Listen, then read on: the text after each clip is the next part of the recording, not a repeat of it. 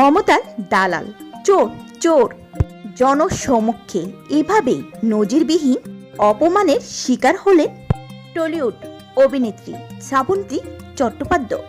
মে 2026 এর নির্বাচনী উত্তাপের মাঝে রাস্তায় বেরিয়ে এক চরম বিশৃঙ্খলা পরিস্থিতির মুখে পড়লেন এই তারকা।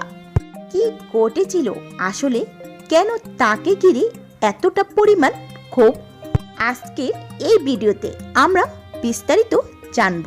মে 2026 এর খবর অনুযায়ী সম্প্রতি একটি অনুষ্ঠানে যোগ দিতে গিয়ে সাধারণ মানুষের একাংশের তোপের মুখে পড়েন শ্রাবন্তী। সেখানে তাকে লক্ষ্য করে স্লোগান এবং কুরুচিকর মন্তব্য করা হয়।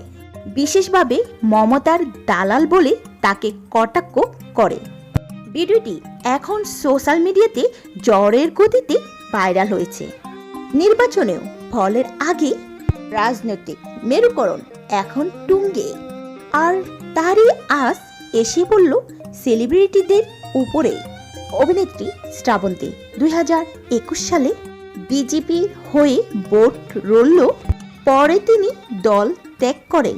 মে 2026 বিধানসভা নির্বাচনে তাকে তৃণমূলের হয়ে প্রচার করতে দেখা যাচ্ছে। বারবার রাজনৈতিক রং বদলানো এবং তৃণমূল নেত্রী মমতা বন্দ্যোপাধ্যায়ের সাথে তার ঘনিষ্ঠতা কেন্দ্র করে মূলত এই ক্ষোভের সৃষ্টি। সমালোচকদের দাবি তিনি সুবিধাবাদী, আর ভক্তদের একাংশ দাবি এটি শিল্পীর ব্যক্তিগত অসম্মান।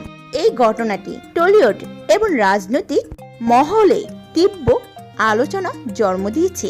একজন অভিনেত্রীকে এভাবে ব্যক্তিগত আক্রমণ করা কি ঠিক হয়েছে, নাকি রাজনৈতিক মতাদর্শের জন্য মানুষ তাদের ক্ষোভ প্রকাশ করলো?